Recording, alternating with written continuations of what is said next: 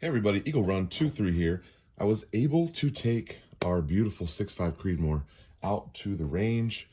Had a great time shooting it. Got a little bit of footage out there. Let me roll that out for you right here, and then we'll meet back and talk about our groups and something about this Vortex optic. Hey, Eagle Run 23 here. Welcome to the gun range. It's pretty quiet here today, so I figured I could film a little bit. We've got the 6.5 Creedmoor out at the range shooting 100 yards. This is a gun that I built about a year ago. I had some trouble with it early on, but she's pretty dialed in. Today we're doing some bullet testing. We've got our rounds from Gorilla, 140 grain Burger. We know the gun loves the Hornady match. That has been our best groups, and that is what we have been trying to copy when we do our reloads, is that Hornady match. I just shot a group of the 125 grain deer season. Not good. I'll give you the numbers when we get back to the workbench. We're also shooting this S&B. This is a soft point. Before I was a reloader, I bought 1,000 rounds of this stuff. That was a good many years ago. I didn't pay very much for it. Could probably sell that stuff and make some money. And then we're gonna try out this 143 grain. And I've got some spear reloads and our burgers. I'm not gonna shoot any of my match copies today because I know those are good to go, but just getting a few things dialed in and making sure we're ready if we get the chance this weekend to go shoot to 1,000 yards. I want to make sure that we are ready to go. Okay, so let me run through this build real quick because it has been a long time since it's been on the channel. Originally, this gun was my first 308 build, and originally it was intended to take hog hunting.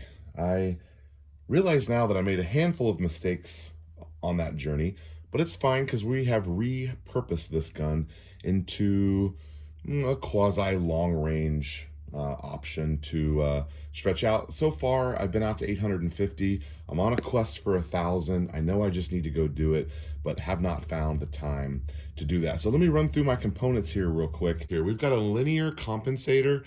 I definitely would like to upgrade the comp. There's several good ones out there. Area 419, the Atlas from Odin Works has a 6.5 caliber one. We need to upgrade. That's an easy upgrade.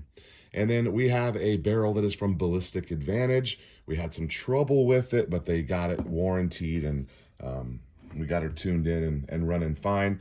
The upper, lower, and handguard are all from Live Free Armory. This was a matched billeted set. I'm very happy with the quality of these components. The upper and lower are very heavy. This gun is one of the reasons why it's no longer being tasked for hunting, is it is just too heavy. And I know the Vortex doesn't help. We have all billeted stuff here, all heavy duty, bull barrel. Like it just wasn't made right if it was truly going to be a hunting gun. I don't know what it weighs, but it's really heavy.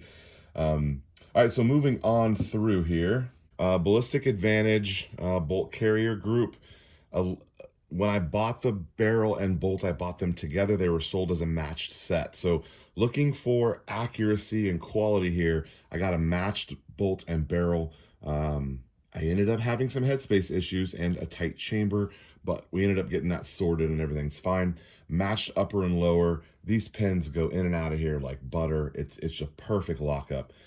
We have ourselves a 3D printed, completely 90-degree grip here, which I really like.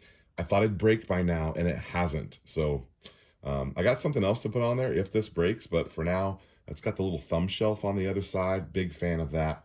All right, so there you can see the thumb shelf on the 3D printed grip. And then we have kind of a cheapo buttstock here. I don't even remember the brand. Yeah, it's a no-name brand buttstock. I don't remember.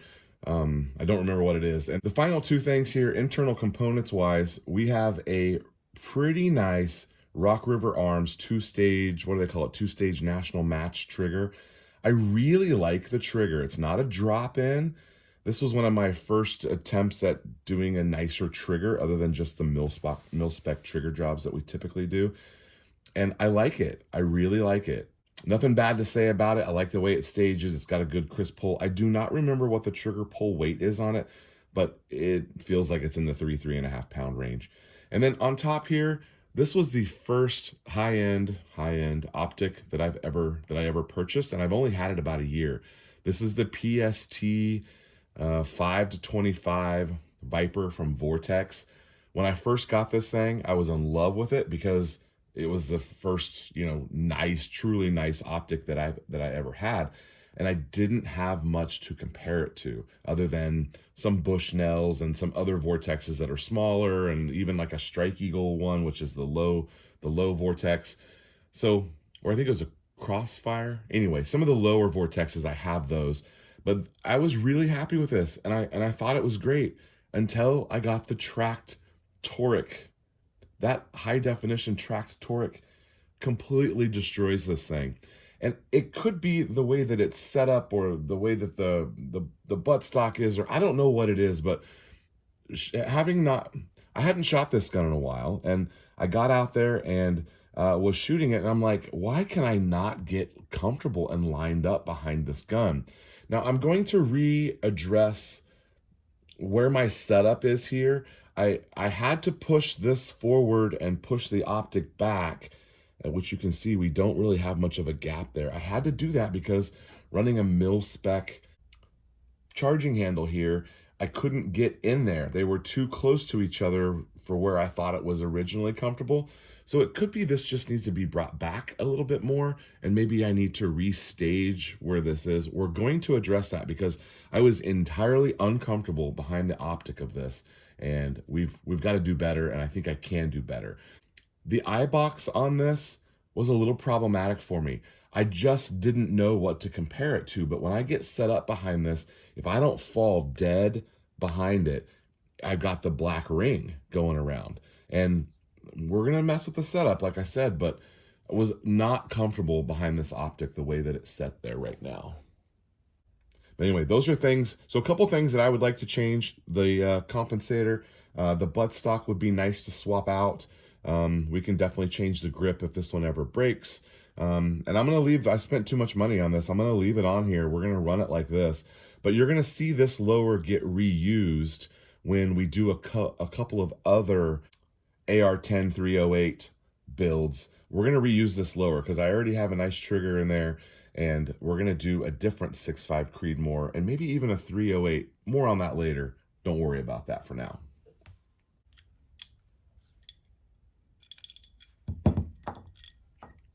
So we do have a couple hundred rounds on this guy since it has been cleaned, which is evident here by some of our buildup, but we're going to get that tuned up here.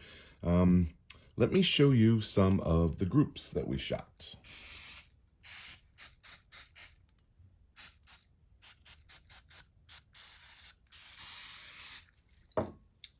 So everything down inside that bolt seems to be pretty happy. We'll get that cleaned up here.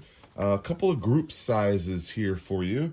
Now, I have to admit, in the last video where I showed you a target was me shooting some groups with the 6.5 Grendel. I made a pretty major mistake when I was measuring some group sizes. I do know how to measure group sizes. More of a YouTube, I was in a rushed situation trying to get this on film instead of me trying to deceive you. I guess you'll just have to take my word for it. But you should measure from the furthest to away. For example, what I did was I left this one out and I just measured those two, and I wrote down the number and kept measuring, and it never occurred to me. I knew it was a tight, small group. It was a 1.7.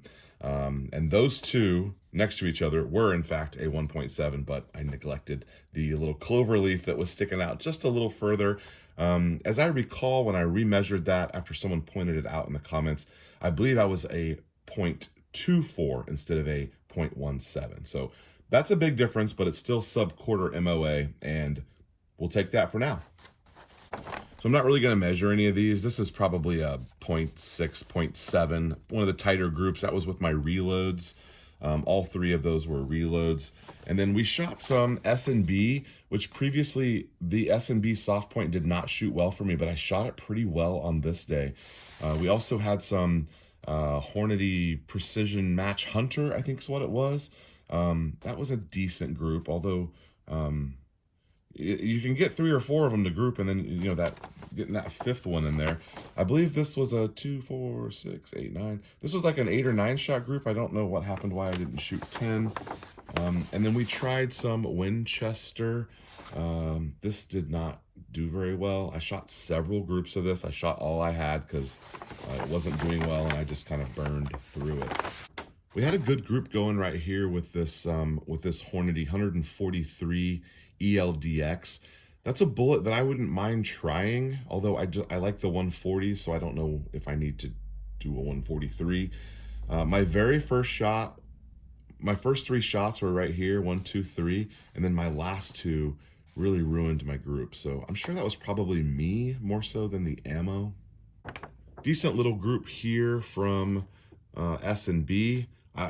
I'll take an inch group from a hunting ammo. I have a lot of that stuff, and I didn't think it was shooting very well, but if it's just going to be an MOA, that'll be fine for a soft point that we can kind of have some supply of. And then that Gorilla ammo that came in, I don't remember the weight of it, but it's the only Gorilla 6.5 Creedmoor they have on their website.